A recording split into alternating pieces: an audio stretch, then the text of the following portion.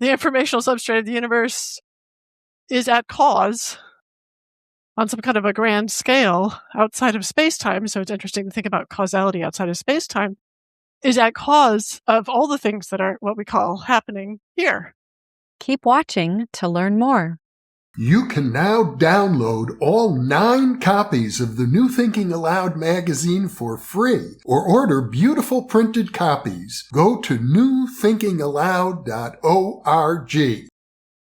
For early access to our videos and live stream events, sign up for our free weekly newsletter at newthinkingaloud.org.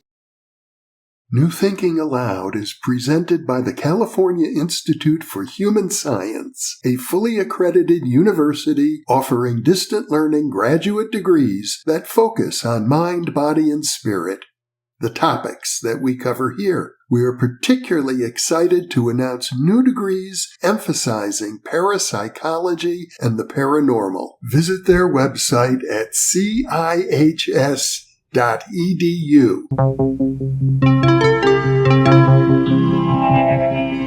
Thinking Aloud. Conversations on the leading edge of knowledge and discovery with psychologist Jeffrey Mishlove.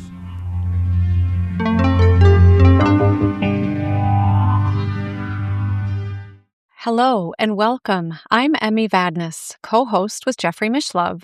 Today, we'll be exploring Is Time Really Linear? With my guest, Julia Mossbridge, who is a cognitive neuroscientist focused on understanding and training exceptional human performance, including psi effects such as precognition, technological intuition, human AI teaming, time, and accessing unconditional love.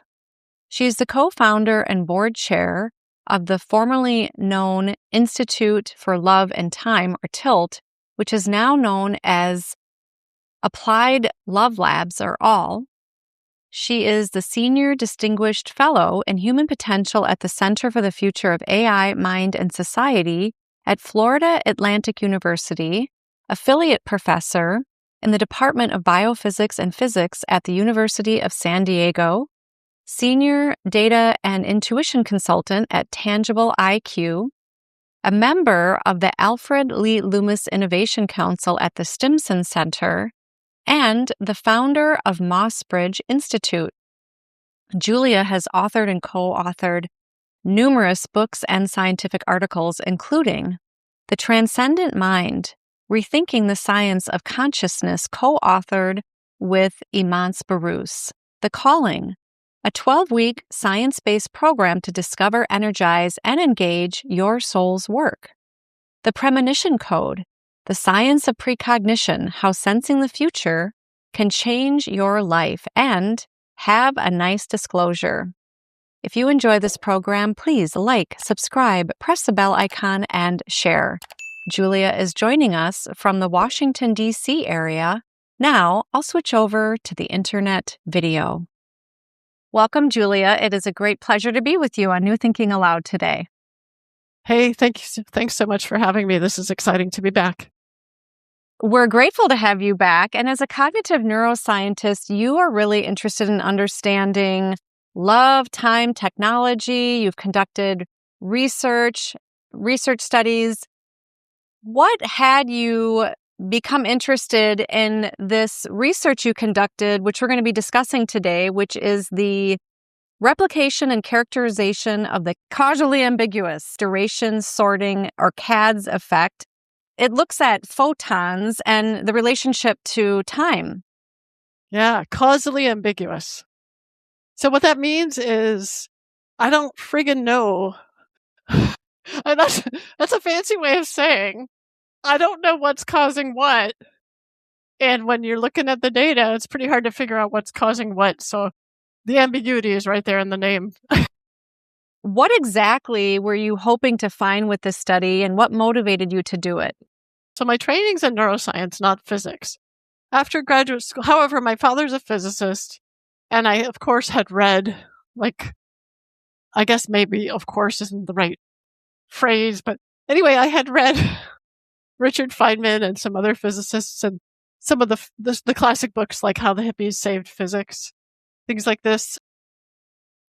So I was introduced to the basics of the double-slit experiment and sort of the mystery of that. And so after college, and I think after graduate school, actually, after I got my PhD, I kept thinking I would read different books and they would explain the double-slit experiment in a different way each time, basically the same. But the explanation for why a single particle, whether or particle/wave, why it would interfere with itself, or why it would show an interference pattern when you're not detecting which of the two slits it would go through, struck me as a little assumptive. So the assumption was that it must be interfering with itself over space, as if it went through slit A and slit B at the same time. And that it's like when I was a kid playing in the bathtub, I used to play with waves in the water and set off wave motion in the water with my fingers. I don't know. I think a lot of people do this. And so, don't know. You would see the waves interact as they began to near one another. And that's an interference pattern. And that's the kind of pattern you would see, right? If you sent a single particle, and you're sure it's a single particle, down this tube towards these slits. So you would see as if there were two waves interacting with each other. Mm-hmm. But that would build up over time. It wasn't like you saw it when one single particle hit the end. Some detector sheet over here that's detecting the particle. That's not it at all. It's that it would build up over time. So it's like it was showing you that there was this interference. So I agreed, okay, so there's this interference. Why do we assume that it's interference over space? Why can't it be interference over time? It's pretty weird to say. I mean, in our 3D reality where we sort of think we understand where things should be like billiard balls, even though we know that's not true, it feels pretty weird to say that a single particle, can be in two places at the same time and are actually waves and then interfere with each other. It's just as weird, but not done generally, to say that a single particle can interfere with itself over time. So in other words, single particle goes down this tube, it goes through one slit, and there's a particle in the other tube from the past or the future with which it interacts to form the interference pattern. Mm-hmm. So all I wanted to do was test this. I mean, the amazing thing is I knew that it was testable. I was thinking about it for several years, thinking, well, why isn't this tested? Because, see, I knew that if this particle going through this slit A, let's say, is interfering with the particle going through slit B, then the future amount of particles available to interact will have no effect on the interference pattern if it's interference in space. But if it's interference in time, then the number of particles available to interact throughout a period of time will impact that interference pattern. Mm-hmm. Does that make sense starting there? It does. I'm wondering if you could, just to back up a moment, explain the double slit experiment for those who might not be familiar and how you basically took it deeper, it sounds like. I don't know if I took it deeper or if I took it sideways. I think I took it sideways. The double slit experiment is this simple experiment where, and I'm going to talk about the double slit single particle experiment just because it's easier to explain why it's mysterious. You can do it with multiple particles. So in the double slit single particle experiment, you're firing a photon, an electron, actually small atoms. This has been shown to be true for all of them. You're firing them at a detector sheet. So I'll do it this way. There's a tube, there's an emitter, here's a detector. So emit single, let's say photon or electron. Emit single particle, go down here. Before it gets to the detector sheet, it has to go through one of two slits. It could also just bounce against the wall, and then you never detect it. A slit is just what it sounds like. It might be a square of metal or cardboard, and there's these little tiny slits that are cut out of it. So a lot of those photons are just going to bounce off of the non-slit areas. But since they're waves, there's some part of them might get through. And this is why this is tricky to think about, because they're both particles and waves. The detector sheet detects them like particles, little spots of light. Boom, boom, one at a time. So this is going on. The emitter goes through a slit, or the slits together, depending on how you interpret it. You get a detection. Over time, you look at the detections and you say, holy cow, when I had those two slits open, even though there was only one particle at a time in this tube, it looks like those particles were interfering with something that looks like themselves. And so the initial interpretation, and I think the dominant interpretation still, is that they were interfering with, so it's all retro interpreted, but they were interfering with themselves. So that we're sort of non-local going of the wave through both slits and then interfering as if it was simultaneously in two places at once. So if you cover one of the slits, so let's do the experiment now, a thought experiment. We're going to cover one of the slits. You still see a little bit of an interference pattern because of the edges, but mostly you see these detections that are right across from where the one open slit is, which is what you'd predict. Now we're going to close the other slit. You see the same thing on the other slide. Okay. So the only mysterious thing so far is that a single particle is somehow creating an interference pattern that you would expect there to be produced by multiple particles going through at the same time. But it gets weirder, and this is part of the mystery of the double slit experiment. It gets weirder because you can put a detector up at either of those two slits, slit A or slit B. You choose.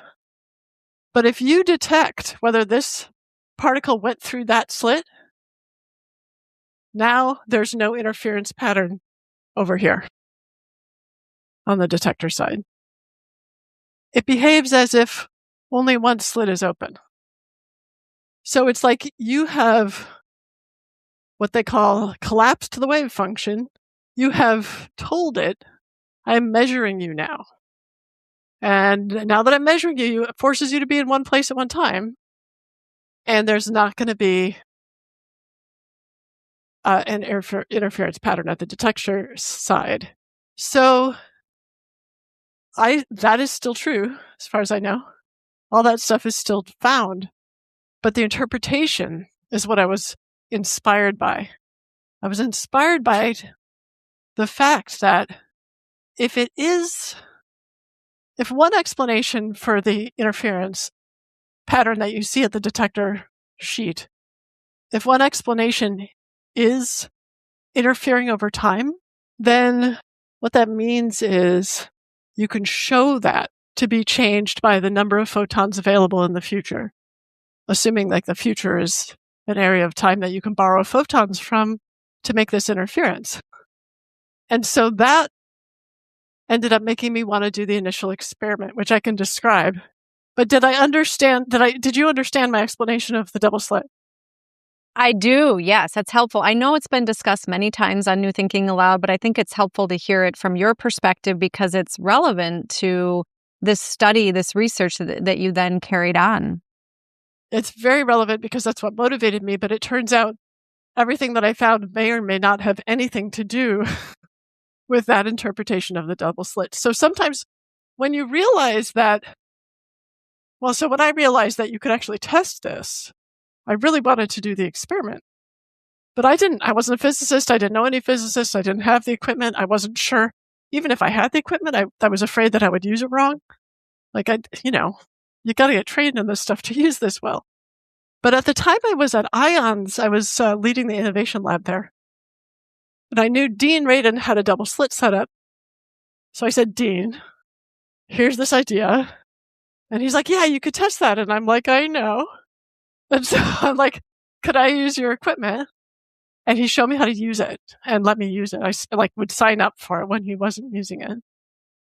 So my first round of the experiment was a success in that, indeed, I showed that depending on the future number of photons available for interference, the interference pattern in the now looked different. Okay, so what is that? Can I explain what that looks like? Yeah, well, it makes me wonder, how does one know how many future photons are available? Because isn't that potentially infinite? So you could actually control that as an experimental variable. And so the way the experiment was done is, for each trial, I just said, we're going to turn this whole system on, the emitter and the detector. And then for the first 30 seconds, I'm just going to measure. But at 30 seconds, I'm going to randomly select how long this thing will be on in the future. It's going to be on for 0 more seconds, 120 more seconds, 360 more seconds, whatever it is, right? It'll use a true random number generation process to select between a bunch of alternatives for the quote unquote on time of the experiment. Mm-hmm. Then the dependent variable, which means the thing that I was looking at to see if anything changed, was the first 30 seconds. What did everything look like during the first 30 seconds before this decision was made?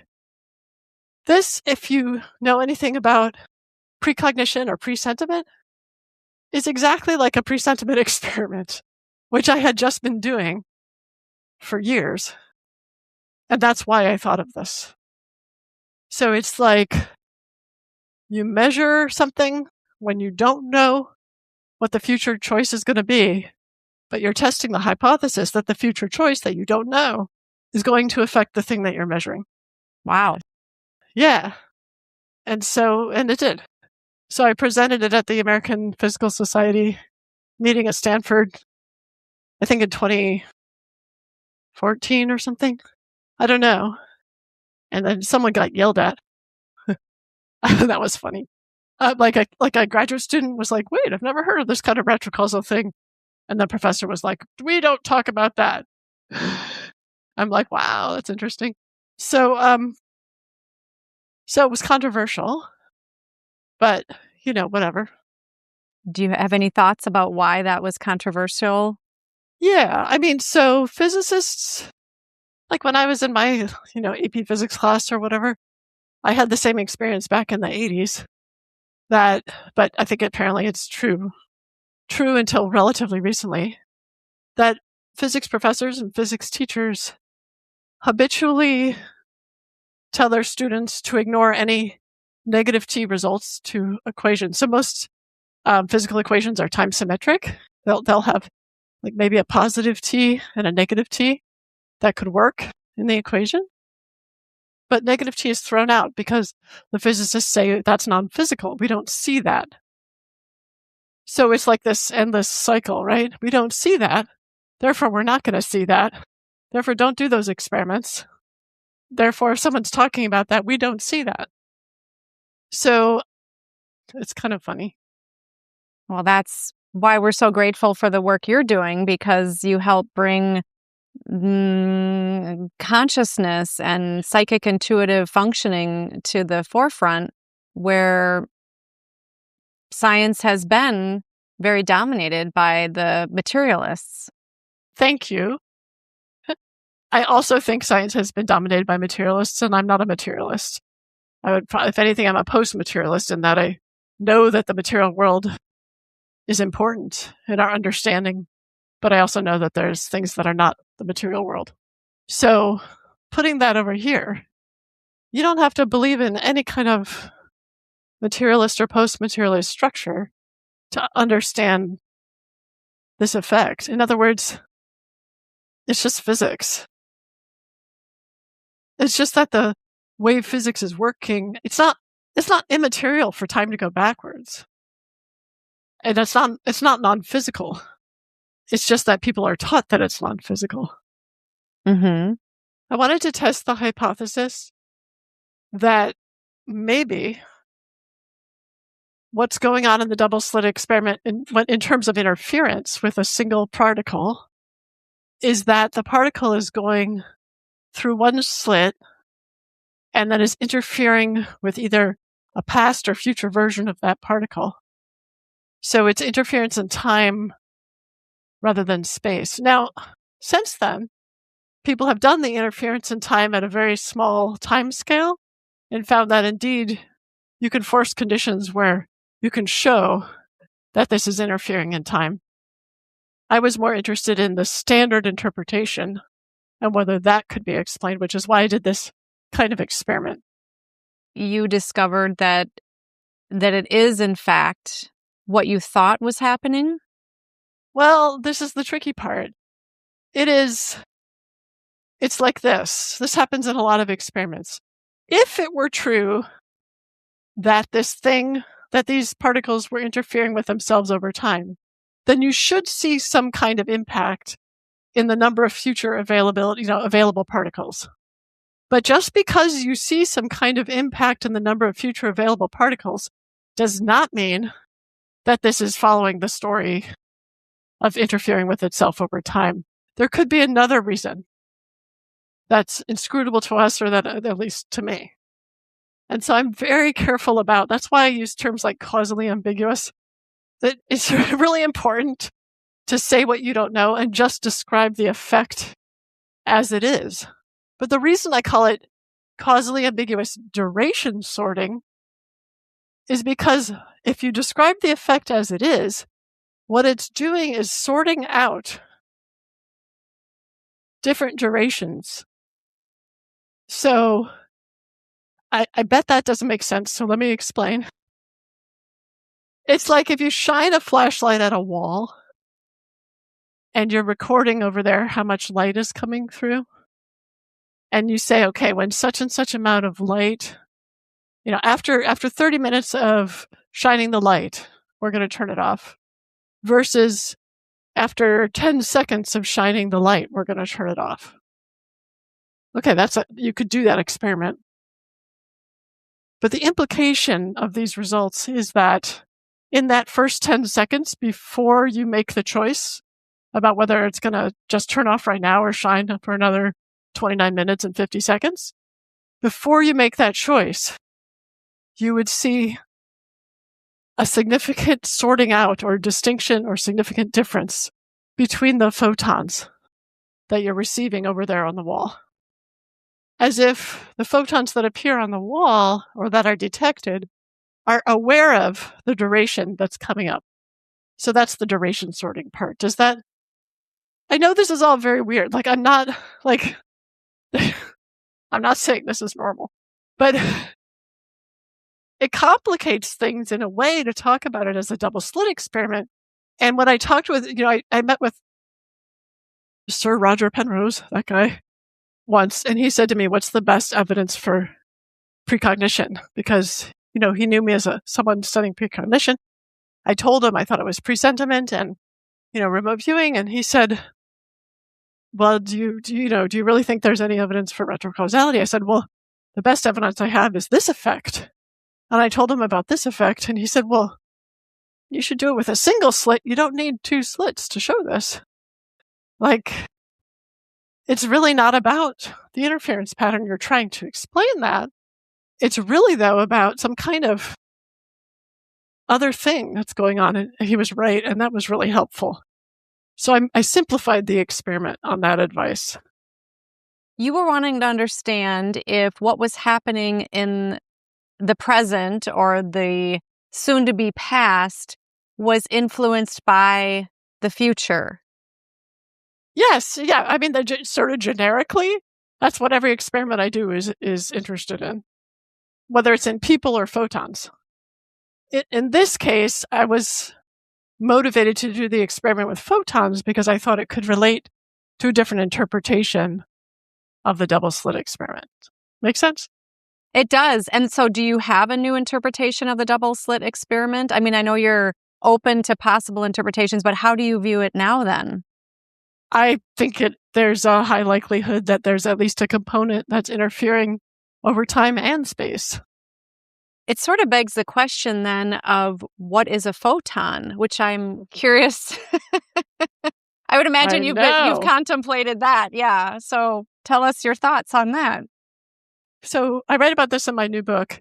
Actually, my weird thoughts. If anyone's interested in my weird thoughts, read my new book because it's full of my weird new thoughts. This is Have a Nice Disclosure. Is that right? Yeah. And we hope in the future, as your schedule allows, that we can actually do an interview on that at some point.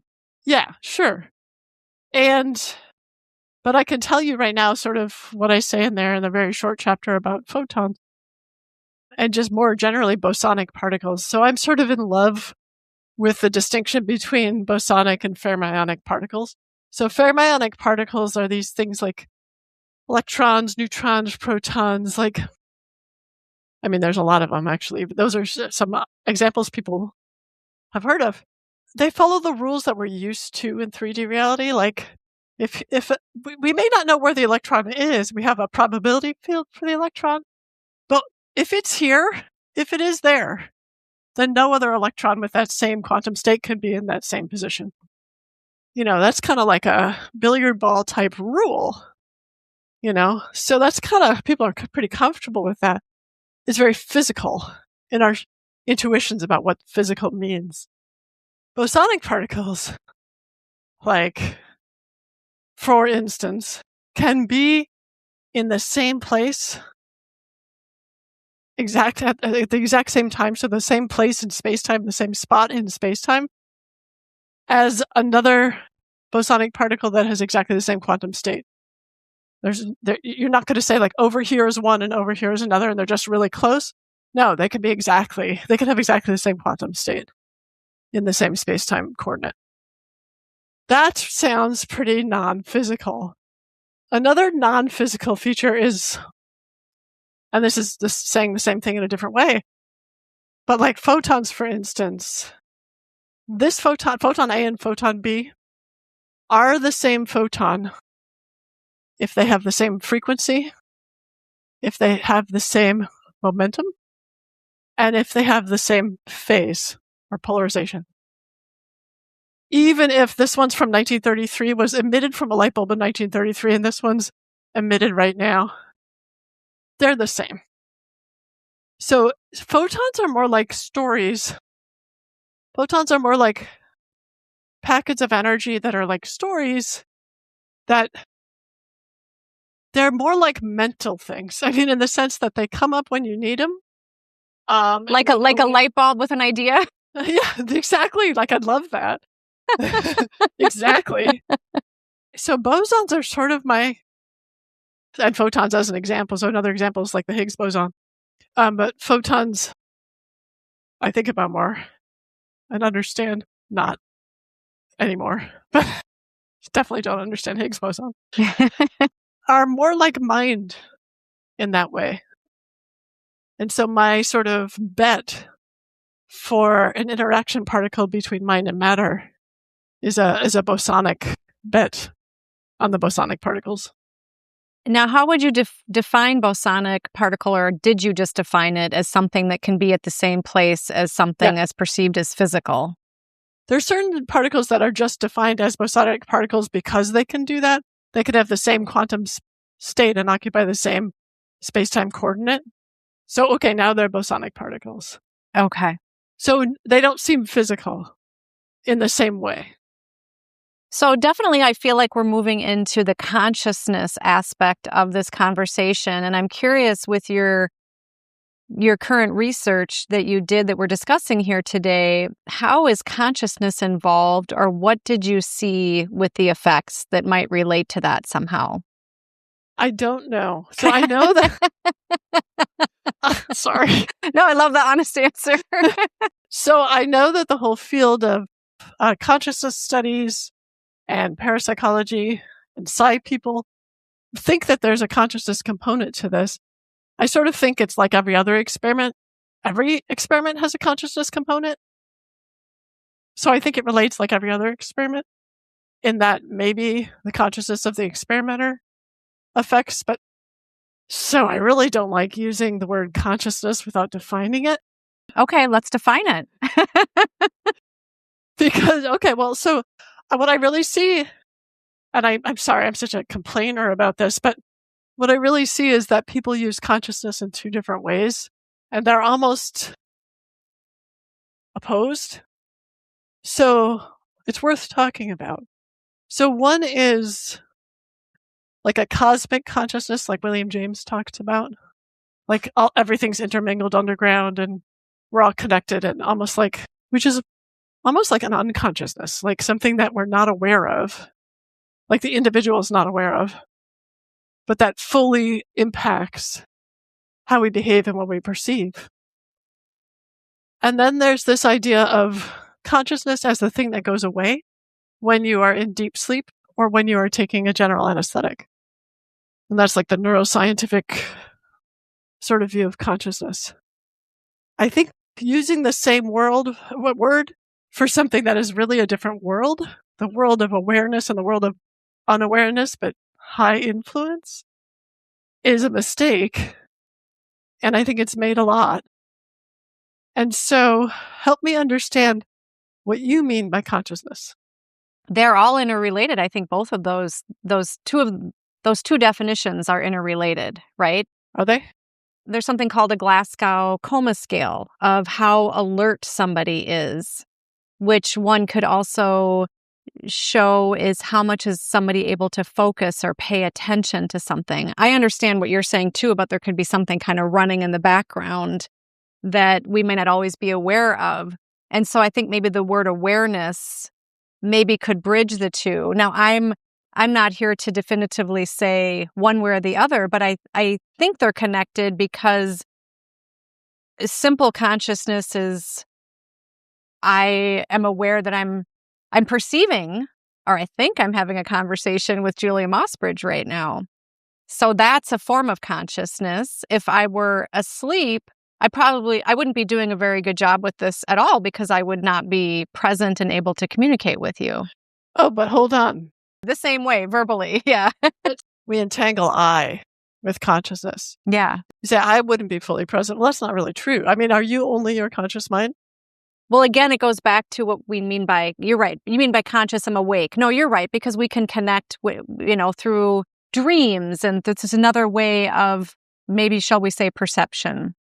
Right. It's like this unconscious thing, or the thing that we are less conscious of or aware of in a different way or in an altered state, right? Of course, if you hold, like I do, that the foundation of the universe is non-physical, it is something beyond that. It's like a transcendent thing, like love. I think of it as universal love or something. I would agree with that. Mm-hmm. Yeah, if you hold that, then the question becomes uninteresting because it's like, what is our personal waking? The question either becomes, what does our personal waking daily experience have to do with this experiment? And you're like, whatever. Like we're going to perceive it and, just boring answer. Or the question becomes, what does the informational substrate of the universe have to do with this experiment? And the answer is the same as the answer for everything else, which is everything. The informational substrate of the universe is at cause on some kind of a grand scale outside of space-time. So it's interesting to think about causality outside of space-time, is at cause of all the things that are what we call happening here. So either way, I feel like without making the distinction or defining consciousness, we end up sort of throwing everything in the same bucket and saying, oh, but it's consciousness. And it's like, oh, but it's magic. I mean, like, it's not very informative, And so I like to stay away from that. I recently viewed your interview with Deborah Lynn Katz on this channel, where you two were discussing all sorts of topics, your work, of course, and precognition, remote viewing, and love as well. And you two got into a point in your conversation where you were talking about love being what interconnects everything. And so I'm wondering if that is also part of this research for you as well. Yeah. That's part of all my research, I think. I sort of speak about universal love and the informational substrate of the universe in one breath. Mm-hmm. Because I think of them as the same. One is one description of how it feels to humans when you're accessing that, or when you're in the flow with that. When you're aware of accessing that, you're always accessing it, that according to this idea. Like, you can't help it, you're created from it, right? According to this idea. And then the other is sort of a scientific description. Or I actually think human emotion can be very scientific. So let's just say a more physical friendly description, easier for physicists to grasp than this idea of love, which feels to them very, I think, far from physics. But there's another thing I read about the book. I really think there needs to be a physics of love. Oh, I love that. Because I think love has a very clear definition. I think love is that which connects. We don't really have a generic name for that which connects, like a one-word name. Like we have bridges, Mm-hmm. We have gap junctions in our cells. We have tunnels. But these are all like handshakes, hugs. These are all examples of things that connect. But if love is that which connects, then all of physics is about love. It's about relationship. Whether you're talking about repulsion or attraction, for instance, those are both forms of connection. One describes the connection as moving apart. One describes the connection as coming together. Mm-hmm. So everything in physics is about relationships between particles. And that's something a long time ago I talked to Dean about. I was like, I came into this realization of like, everything in physics is really about relationships. And he's like, yep. And it was really cool to recognize that. Yeah, that's beautiful because it brings it home to all of us. And I think love is something that we all really want to give and receive. And just some thoughts may be that I think some people can feel uncomfortable around love based on their own experiences with it that were maybe positive or negative. And it's such a powerful. I had a conversation with Carolyn Mace, who's a fabulous intuitive. And she talks about it being the most powerful thing in the universe, and that people know it, and they'll either give you their love, or they'll withhold it, or do all sorts of different permutations, consciously or subconsciously, if you will. Yeah. Well, that kind of love is what I call conditional love. So if you can withhold it, or you can apply it at will, only in certain circumstances, that's conditional. And that's what we're trained to do. We have less of an opportunity to experience unconditional love until we start having the capacity to, I don't know how to describe it. Okay, to tap into sort of the informational substrate or universal love, and to just feel that connection without defending against it. And then we feel unconditional love. So that the unconditional love is an emotional response to tapping into something that I believe is very impactful in the physical world, which is universal love. Mm-hmm. But the human response to something that is foundational, that is our source in a way, our cause, is to feel unconditional love. Right, right. And maybe if we bring the physics of love, maybe it is how much we are connected to that or attracted or, relating to that unconditional love versus that we are repulsed by it, fearful of it, or not kind of in the flow of it, perhaps? Maybe. I'm afraid I'm not very good at explaining or describing the conditions that you can control, if there are any, that you can control that allow you to have that experience. I wonder if there are any conditions that you can control that would allow you to have that experience. So when people say things you just have to let go or stop blocking yourself, it's like, that's great if you can, Mm-hmm. but I don't think you're in control of that. Like, if it's really the case that love is universal love is the foundation of everything in some kind of physical sense, like electricity, that kind of physical force, some kind of physical sense, why would you have control over whether you receive the experience, the conscious experience of that or not? Well, there's different theories on that. I suppose, where a person's consciousness is at, possibly. But what I'm really curious about, and of course you can share more about this if you want, is how then does love relate to this current research study that we're discussing today? Or what did you notice in that study related to that for you? People often think about love as connected to people connected by space.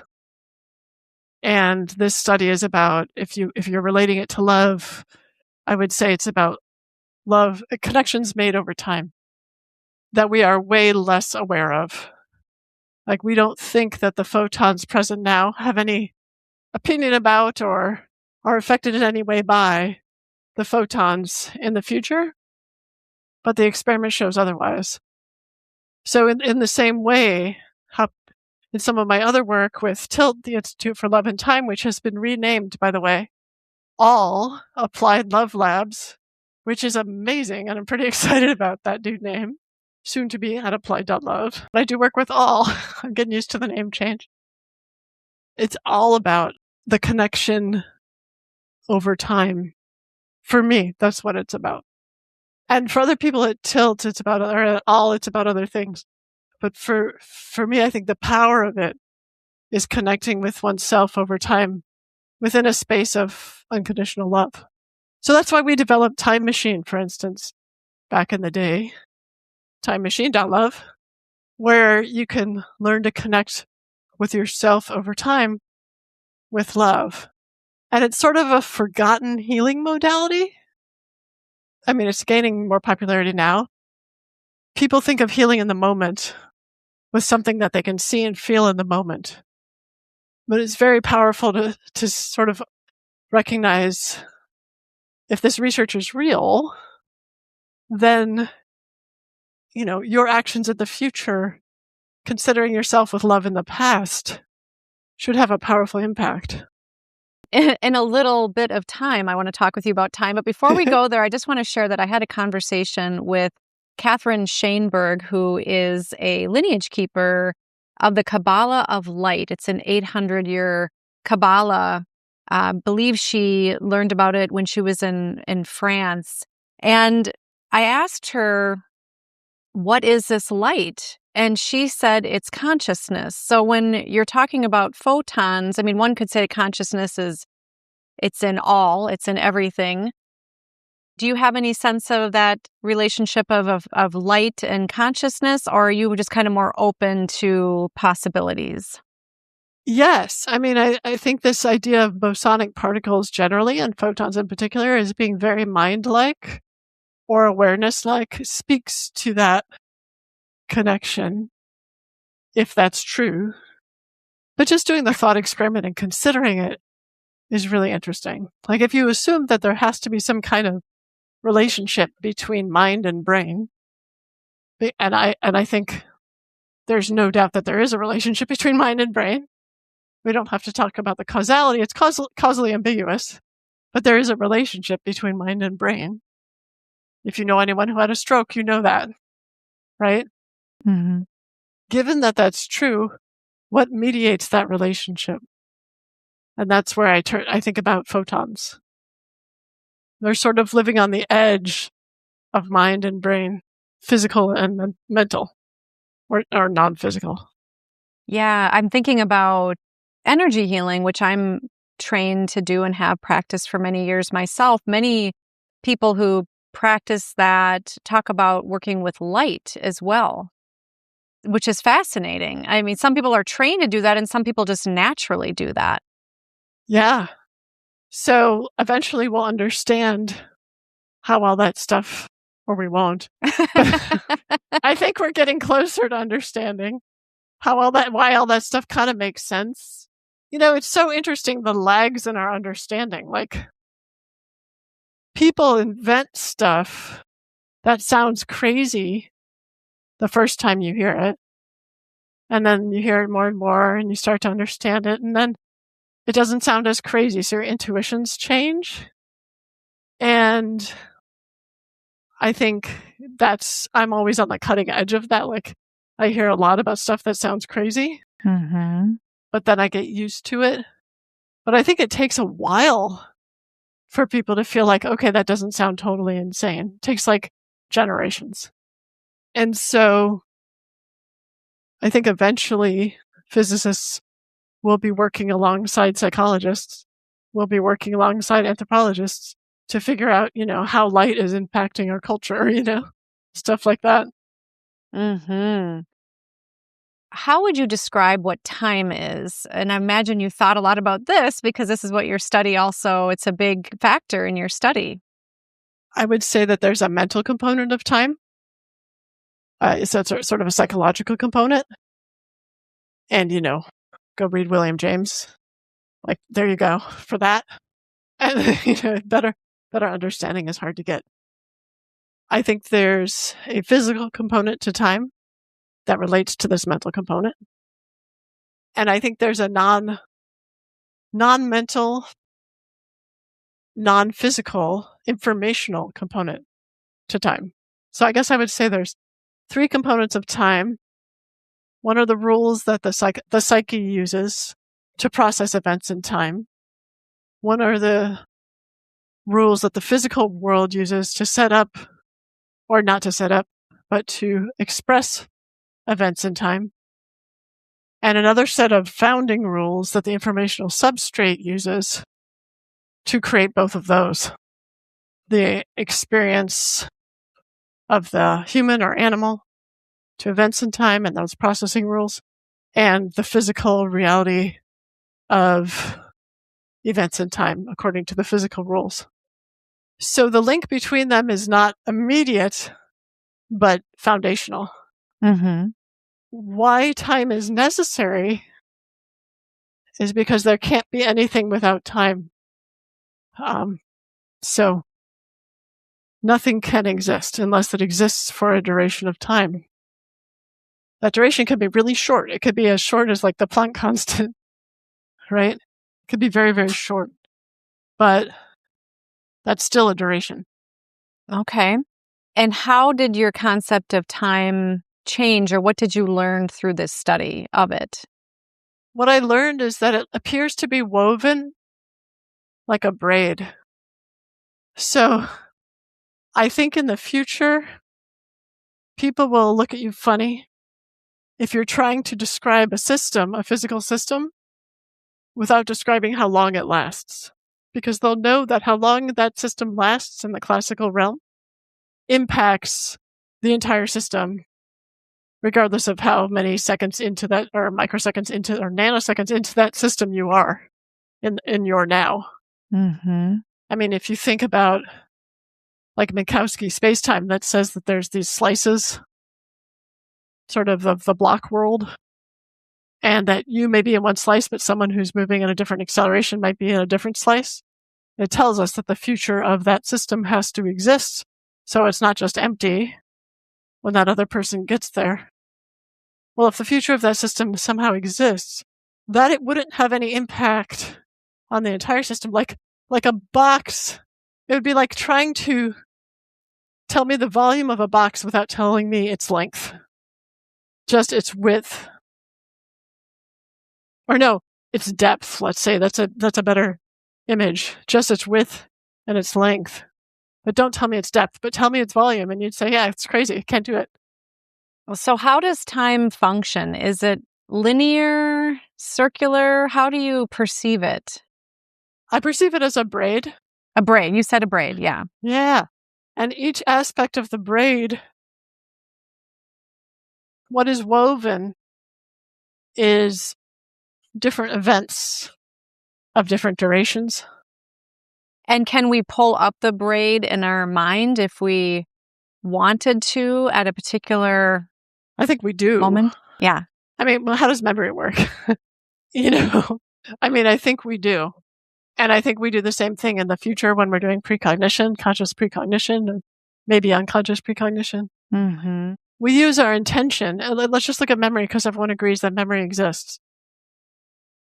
We use our intention in memory to intentionally, it can be unconscious intention, can be conscious intention, so I'll just say intentionally because whether it's conscious or unconscious is intention, to intentionally grab a bit of information based on our own personal braid.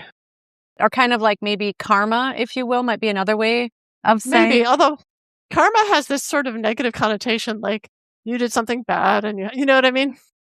Right. I think a lot of people go there, but I know I talked with Eddie Villamoria about karma, and it's perhaps more about our understanding and learning of our own kind of what our soul maybe is wanting to understand, or needs maybe is too strong of a word, but something along that line.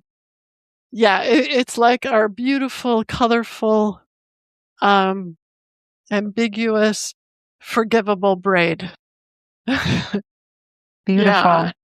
If that's what karma is, then yes, like karma. After having completed this study and looked at the results, how does it impact your work now? And has it inspired other research? Yeah, I mean, it impacts my work because I'm still trying to figure it out. I mean, I derived this equation from the data, which was very interesting and explained a lot of the variance, but I would like to have a further intuitive understanding of it. So maybe the braid is thickening. Interesting. Of this study. That's a good, let's bring it back to that metaphor. Yeah. And it's love that's thickening it. Boom. Love that. Well, yeah, because the more as a scientist, the more you become connected to your experiment, and really, like, the thing I love about empirical work is you may have an idea, but you're going to be wrong. And this is such a delight to be wrong because you'll do an experiment and it'll show you something better. It'll say like, yeah, you thought it worked like this, but that was simple-minded. It works like this or whatever. Or that was too complex. It works in this elegant way. So yeah, if anything, the braid is thickening with love. So maybe your past self is being influenced by your future self with your own research. No doubt. I have in the past sat there with my lab notebook and literally wrote down stuff that I was like, oh, okay, future self, thanks. It's amazing. Yeah, maybe it's amazing, or maybe it's just how everything is done. If you ever read Eric Wargo's work, he kind of claims this is how all creativity works. Well, amazing in that, like what you were saying earlier, that when something seems like a new idea, it takes us a while to understand it, to grasp it. And I think what you're doing and other fabulous researchers like Dean Radin are doing is to help us understand what is there, perhaps, and for us to, I don't know, you tell me, what is it that you think you're helping us all to do more of? Love, I hope. I love that. Yeah, because I was going to ask you, what, if any, do you think the everyday applications are of this research or your research in general to those listening? Just knowing that, like, just because we can only see this moment doesn't mean this moment is the only thing that matters. When people say live in the moment, that's really real, right? You don't want to be like lost in your thoughts and miss something and not be present. But also know that the moment contains the past and the future. So truly living in the moment allows you to open those doors as well. I love that. That's why there's something about it can be challenging to be in the moment because we are grasping at something we want from the future or thinking about something maybe we regret or appreciate from the past. But when we really drop in, as you say, it's all there, but it can take a bit to get into that state, which is maybe why there's been multiple millennia's worth of meditation and spiritual and other forms of practices, walking on a treadmill. Yeah, I think of it as if you go on vacation, it's really wonderful to go see other things. But when you get home, you have to check the mailbox and find out what you missed. And going on vacation from your body, I have learned the hard way, is one way to miss a lot of stuff, including information about the past and the future. In other words, the best address for any information to get to you is in your body. When you say a vacation from your body, what do you mean by People that? do like out-of-body experience. Oh, I see what you're saying. In an attempt to get information. And I'm saying, like, the best address where information can find you is you. The body is an instrument of our being. Yeah, it's an antenna. It's not going to help you to leave the antenna. It might help you. It's not going to be sustainable. Right, I see what you're saying. Yeah, and that gets into like people like Graham Nichols, out-of-body experiencers, remote viewers. I believe you're a remote viewer, or Deborah Yeah, Lynn but Katz. I was taught by John Vivanco, who said remote viewing is neither. Well, that's what I was just going to say, is that some people think that are you going somewhere? Are you here? So what do you mean by neither? Or what did he mean by neither? What did he mean? He meant it's neither remote, because you're receiving everything inside your body. You're receiving all the signals inside of your body. You're not going anywhere. So it's neither remote nor viewing. It's not, you're not seeing things with your eyes necessarily. You may be doing that as well as hearing things or feeling things or sensing things or smelling things or tasting things or moving your body. So remote viewing is sort of an impoverished way to describe it. Right. And so then it gets into your research that bosonic particles are happening maybe all the time, or we can tap into them. They're everywhere. Yeah. Yeah. I mean, there's photons in your body. There's photons outside your body. There's photons in everything. And that's just photons. Well, Julia, I really enjoyed our conversation. Is there anything you want to share about where you feel this research is taking you next, or what you're doing now based on this research? No, I think I'm doing my own little internal explorations that I'm not up for sharing. Ah, okay. Because I'm learning from them right now. Gotcha. But we'll see in the future. Well, is there anything else you want to share about your research study on the replication and characterization of causally ambiguous duration-sorting CADS effect today? Anything that we haven't covered that you want our listeners and viewers to know about? We covered the really good stuff. So thank you. And a thank you to Winthrop Williams, who built an amazing system so that I could replicate this, or that he could run it so that I could get the data and replicate this over an entire year, 365 days continuously running the experiment. That was amazing. That is some serious dedication. Well, thank you for your work, Julia, and to him as well. I've really enjoyed all that you've shared today, and I look forward, yes, love, I look forward to connecting with you again in the future. Thank you so much for being with me. Same, Emmy. Wonderful. And for those of you watching or listening, thank you for being with us, because you are the reason that we are here.